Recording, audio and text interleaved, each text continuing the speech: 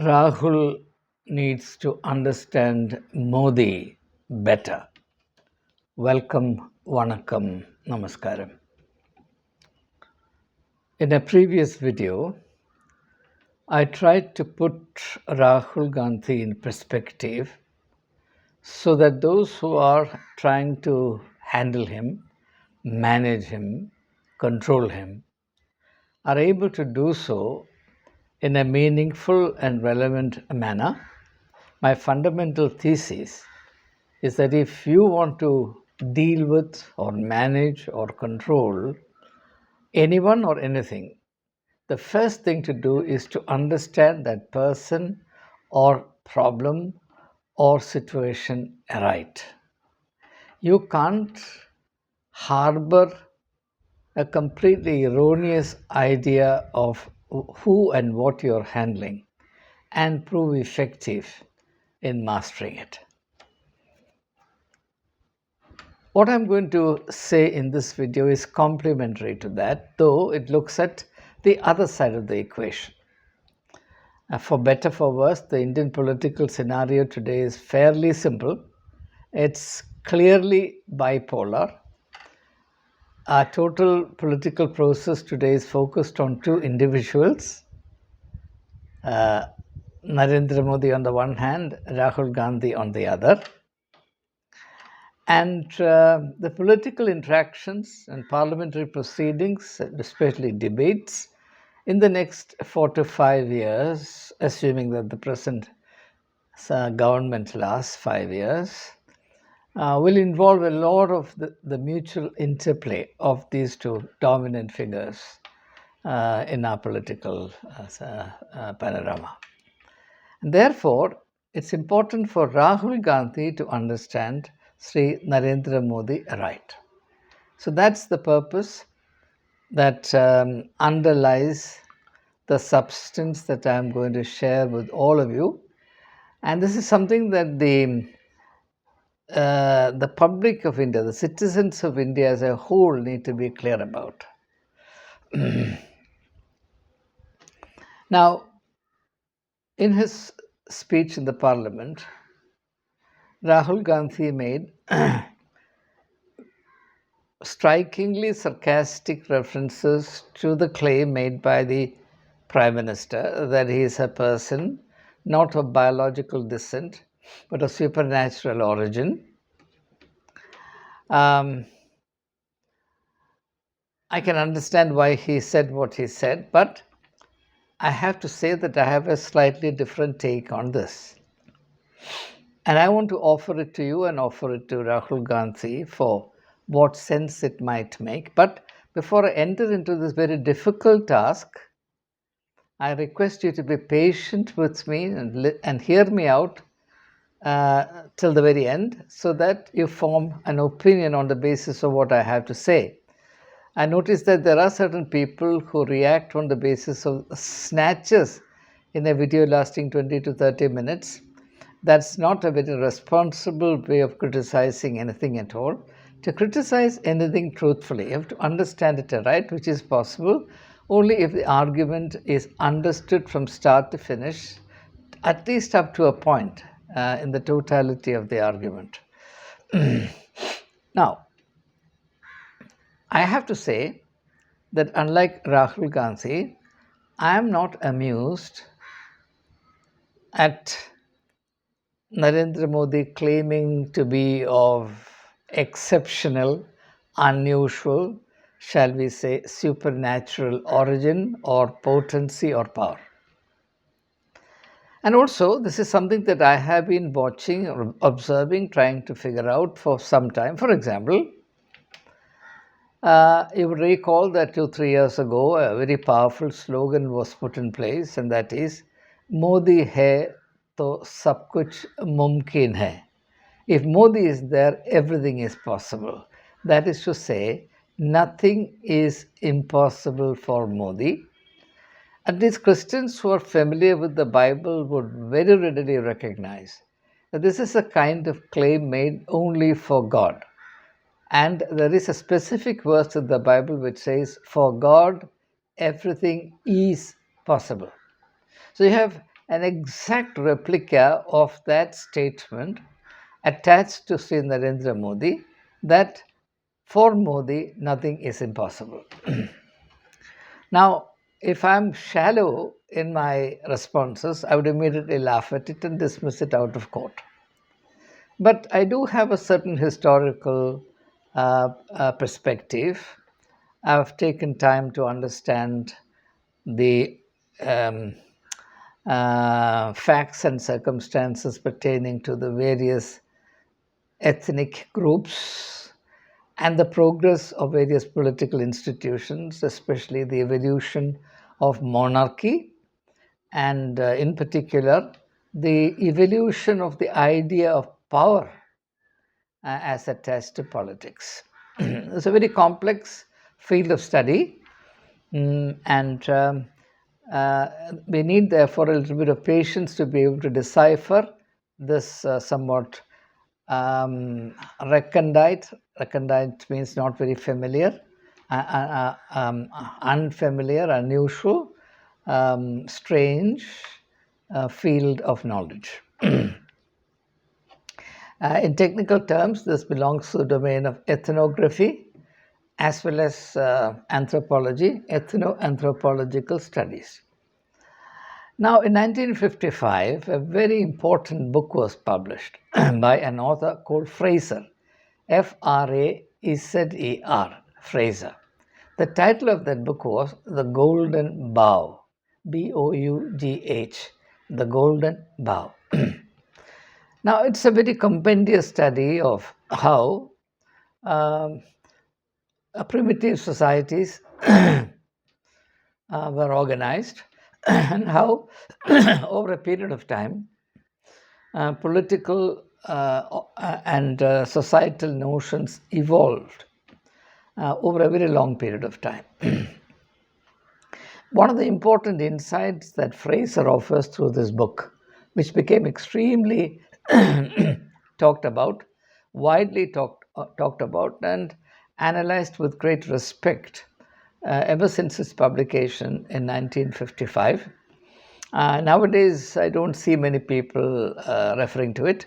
But when I was a graduate student in Delhi University, some of my professors used to refer to The Golden Bough by Fraser, and it was this that sort of encouraged me to look up the book. Now, one of the important ideas that Fraser introduces through that book is that the origin, that is the genesis or origin and development of the idea of monarchy, kingship, is out and out magical.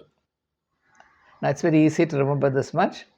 The origin and development of the idea of kingship is magical. And this idea has been supported by, anticipated as well as supported by quite a few authors. Now, for example, it's been pointed out that in the early years or early phase of the evolution of monarchy, that is from when people moved forward from the tribal to the monarchical, the theory is that society is the base, family is the basic social unit. The family is presided over by the senior most male member. So a family is essentially a patriarchal system. But that is not a universal thing, because in Kerala we have the matriarchal, matrilineal family. But by and large, universally, family is considered to be a patriarchal system. In the Bible, definitely it is so. We always read in the Old Testament about patriarchs, not matriarchs. So I'm going to stick to that line of thought, even though I do not wish to forget the fact that I'm living and thinking in a state which is distinguished for its matriarchal and matrilineal system, inheritance, marriage, relationships, etc. Now, when the early stage of kingship developed from the patriarchal family, now the patriarchal family developed, and various patriarchal families developed within a designated area. And the patriarchs of the various families come together and they agree to create a common authority from among themselves, who will then be the king. Even if at that time the word king was not used, he would be the chief patriarch among all patriarchs, or the patriarch of all patriarchs. And his authority would be accepted and obeyed. Obeyed is the word. Obeyed unconditionally, implicitly by every member of that extended clan now. Now, the important thing is this: when a person is thus acclaimed as the prototype of king in the early stage, prototype means the early model of kingship, the community begins to have certain expectations from that proto king, early king. And these expectations are mainly two, very easy to remember. One, the king should be able to protect the people who owe allegiance to him from all sorts of evil forces, and according to them, before the birth of science and all that, wherever people went, wherever they saw any movement, wherever they experienced something unfamiliar, they immediately concluded that some evil force was at work. They were always apprehensive. They thought some harm was going to happen to them. And therefore, they needed magical protection from all sorts of evils lurking out there. And who could protect them? Not the ordinary patriarch of a family, not the head of the family to which the person belonged, but this very special patriarch who has been chosen by all the patriarchs of various families, who therefore was a very special patriarch, the patriarch of all patriarchs, and therefore he was expected to have special powers to ward off all the evil that would otherwise come to the members of the group. Say the small kingdom, if you like, though the word kingdom did not exist at that time. So this was the first protection, first expectation. The first duty of the king was to ensure security. Now, notice that this idea exists in a very powerful manner even today. Now, if you look at the way Sri Narendra Modi has showcased his image in the last 10 years, there's a lot of emphasis on security. And he certainly makes the claim that as compared to all his predecessors, the various prime ministers who ruled India, who governed India, he is unrivaled in his ability to secure or ensure the security of India, and he's uncompromising in carrying out his duties as the sentinel of India, as the guardian of India. And that's the reason why he makes very rhetorical claims that having launched surgical strikes, etc., that if necessary, I'll make sure that our enemies are beaten back to their homes. Khuskar khark, khuskar marenge. We'll enter their homes and bash them up. Now, this is a rhetorical way. It's not a literal statement. And if you take that statement literally, then you betray yourself as a very shallow character. I don't think Narendra Modi meant it as a literal statement. He is making a metaphoric, rhetorical statement, and the meaning is very simple, that he will be uncompromising in his commitment to ensure the security of all Indians and protect the territorial integrity of India, which is non-negotiable. So that is the claim he is making. Now, in this context, also remember the statement that he made, which attracted a lot of laughter and derision, that he guided the Indian Air Force, that the best time to attack Pakistan was the time when the clouds filled the skies, because then our aircraft will be able to evade Pakistani radar and mount a successful but devastating attack on them and come back unscathed. Now, this again should not be read as a scientific statement or a factual statement. It is a statement made to boost the idea that he is the principal defender of the country, and he has some very special knowledge, some special expertise, some special lore, L-O-R-E, lore if you like, which is way ahead of what the scientists and the technical field in this domain, that technical expertise in this domain possess. He has a magical kind of knowledge which would benefit those who are charged with the duty to protect India and defend our territorial integrity, so on and so forth. Now, if you read that statement factually, it is laughable. But if you read factually, you would yourself, you would only have yourself to blame, because it is not meant to be a factual statement. I don't think Sri Narendra Modi is such a person as to make that as a factual statement. It's meant to be a rhetorical statement, but unfortunately it was made in a context where it was more than apt to be misunderstood, and therefore it provoked a lot of derision and dismissive laughter. So that is one thing. Now, come to the most recent part, which is something that Rahul Gandhi picked on, namely his idea that he is not of biological origin, but that he has come as appointed by divine powers with a very special mission to India, so on and so forth. Now, that again, if you take it as a literal statement, then of course it will raise hackles. But why should we read it literally? That's the question I'm asking. Why shouldn't we read it metaphorically and magically? Now, the thing is this. The two most powerful forces in the evolution of humankind, one is magic and the other is reason. Now, today, of course, we're inclined to laugh at magic. I've myself done it in the context of religion, because when I study religion, when I look at the various facets of religion, I see nothing but magic. I remember making a video about 4 years ago in which I said that Christian priests are latter-day magicians, inheritors of the trade plied by magicians in olden days, and it created a lot of anger and indignation in my community. But I stand steadfast by that insight that priests of every kind are actually have a common ancestry, and that is magicians. And the priestcraft is no different from magic or the craft of magic. So now the thing is, if you go back, say, 5,000, 6,000 years in history, and go back to the twilight zone of the evolution of early crude political forms, you will find that kings were required to be of this kind. Kings were required to have magical powers.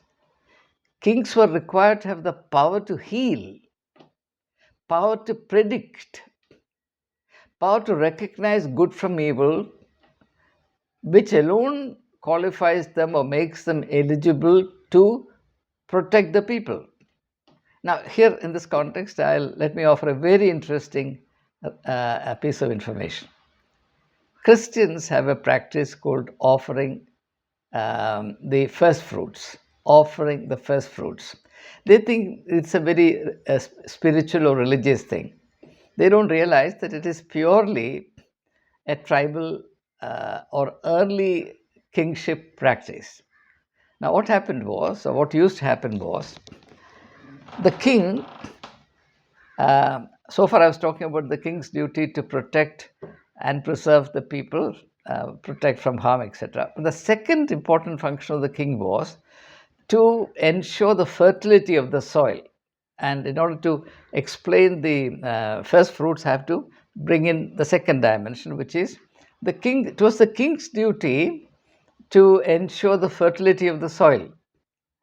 And very interestingly, there was a connection established in the primitive mind between the fertility of the soil and the virility of the king, the sexual potency of the king. So there were many societies in olden days, and we are talking about the twilight zone of history, where a king would be selected from among all the patriarchs, as I said, the patriarch of patriarchs, therefore a position tantamount to kingship. And he would have many wives, and they have to report to the people concerned whether or not the king is declining in his fertility, in his virility.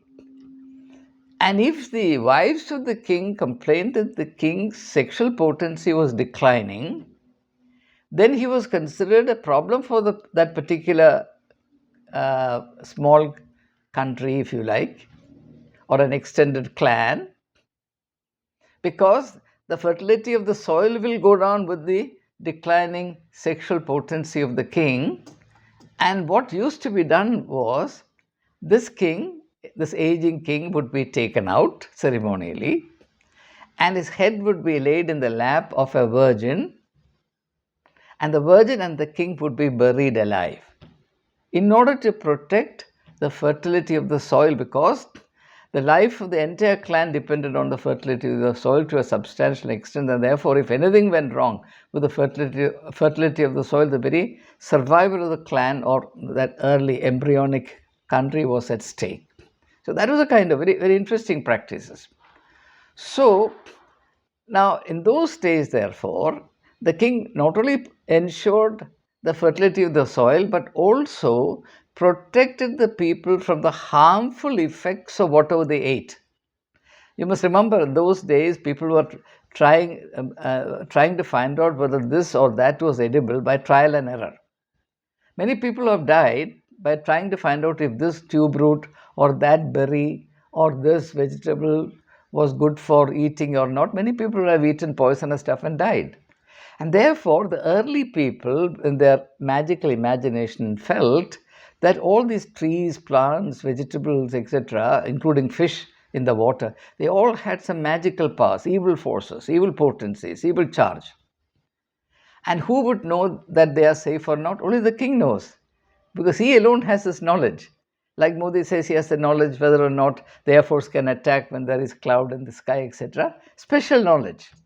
So only understand it only in that light. If you immediately laugh it away, then you don't catch large amount of this historical nuances in this kind of contemporary phenomenon.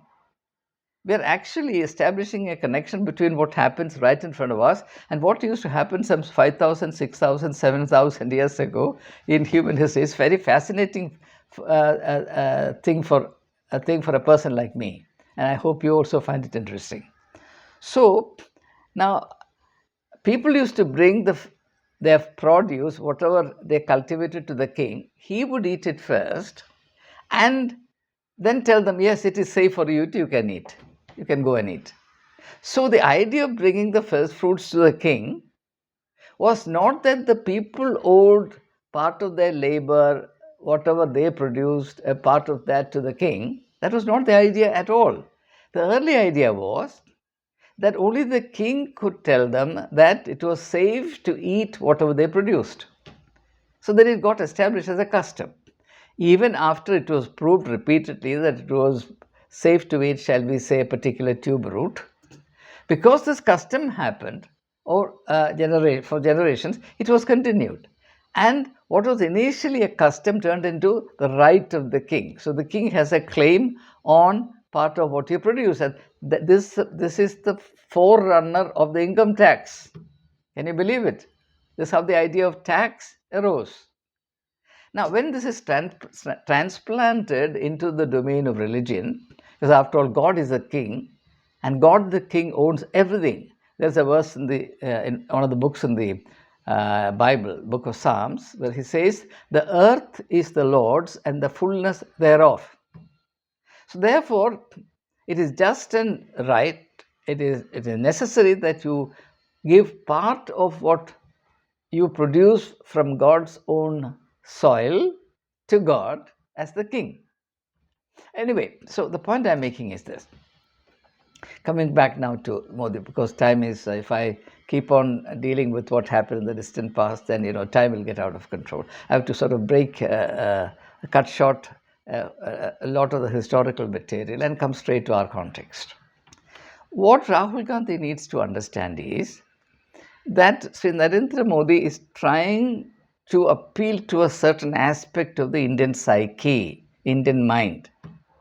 Now, to understand that part of the Indian psyche, we have a very, very useful episode which is fresh in our memory, which is the Hathras tragedy. Why do you think lakhs and lakhs of people are flocking to a god man? In this instance called Bole Baba, Bole Baba. He was a constable, a police constable, was clever enough to realize that the people of India were gullible. They were gullible because they have this large element of the magical outlook at the bottom of their mind, which can always be played up. And as against the rational, he can weave the magical around them and take them for a ride. Now, let me not say take them for a ride. He can offer a service to them and return get some money. So it's a service provider, so to speak. A godman can also be understood as a service provider, and he is providing a service which nobody else can. Because in this age of reason, no self-respecting person will go around parading himself as a magician. And yet the people have magical expectations and magical needs. Who will deal with the needs of these lakhs of people who are running after the godmen in a society where their needs are completely neglected? I am pretty sure of one thing. If a person's needs can be met according to the modern way of life, rationally, scientific methods, etc., nobody will run after godmen. The fact that so many people are holding on to their godmen simply shows how desperate, helpless they are. And the country as a whole must bear responsibility for reducing to that state of helplessness. And this element of helplessness exists in the Indian psyche by and large. Actually, this element of helplessness is a residual element in the mind of human beings throughout the world. Throughout the world, the extent will vary, but everywhere in the human psyche, the mind of humanity, there is this element of anxiety, the element of fear, the element of inadequacy, and therefore the craving for some larger than life characters to come and give them the security, provide them the stability, protection that they need, and also the power to meet their needs in a magical manner, because their needs can never be met in the logical manner. So when logic fails, magic comes. So, see, Narendra Modi, as the political leader of India, he is astutely aware, and I would say he is extremely intuitive.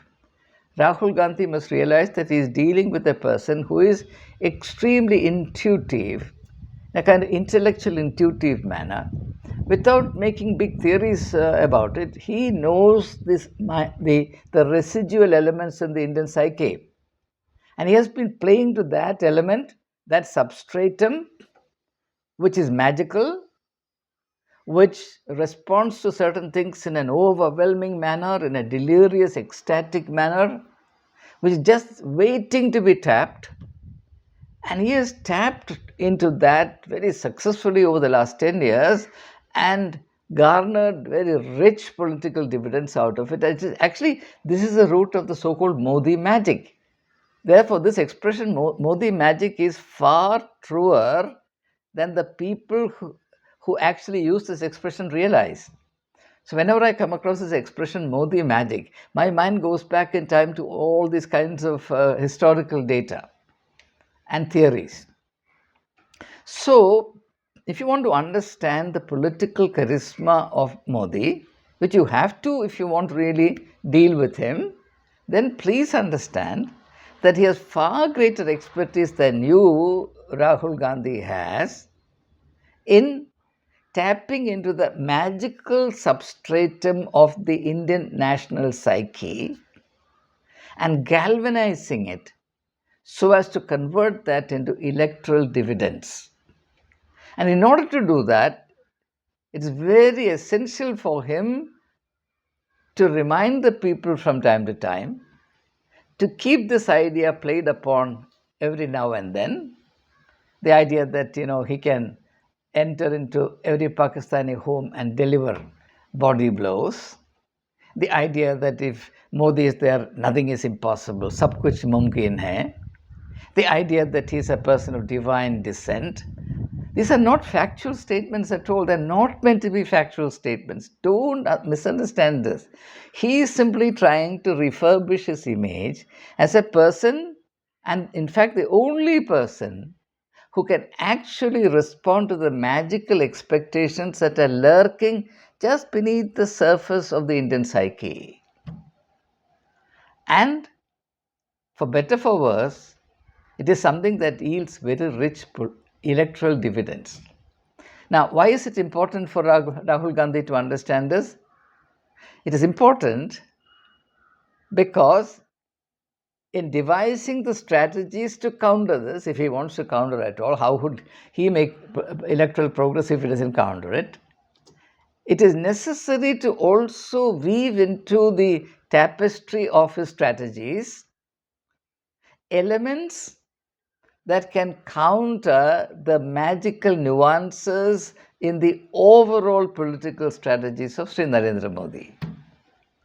I don't think we have seen a political leader since 1947, the post independent India, who has this kind of native genius, instinctive capacity to play to the magical substratum of the Indian mind as competently, as expertly as Narendra Damodar Das Modi does. And it is quite unwise, it is suicidal to underestimate that power. And the Hathras event has come after Rahul Gandhi has gone there to console the victims, etc., etc. Therefore, he has experienced it. What he should see in that event is the power of the magical. Godmen have nothing rational to offer, they thrive only on the magical. So, having first hand experienced the devastating power of the magical, how the magical can bewitch millions of people in this country just at the drop of a hat, how can Rahul Gandhi belittle or downplay or neglect the reality of that element so powerfully operative in the political dynamics of this country? It's very unwise to do so. You may be a rational person, your party may be the Nehruvian heritage or legacy of rational, scientific temper, so on and so forth. By the way, also look at this irreconcilable opposition between Modi and Nehru. Nehru is not the only prime minister India had. Why is there such an irreconcilable symbolic opposition between Modi and Nehru? Because Nehru represented the rational, technological, scientific development. Modi represents that quasi magical, quasi modern, is a very interesting mixture of the modern and the magical. The modern and the magical. So he has to switch from the modern to the magical. So sometimes he is very modern. That's why he talks about digital India, so on and so forth. But in the very next breath, he will slip into the magical mode.